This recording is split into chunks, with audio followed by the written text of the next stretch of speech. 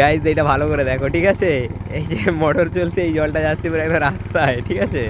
এটা ভালো করে জুম করে দেখাচ্ছে, এই যে পানা জল, পচা জল, ঠিক আছে? এই জলে কি হয়েছে, এই জলে পা ধুচ্ছিল একজন, ঠিক আছে? এই দেখো পা ধুয়ে এসছে একটু, এবারে চুলকানিটা শুরু হবে, দেখো কেমন। ও বললে বললে, ওই বললে বললে চুলকানি হবে, দাঁড়াও।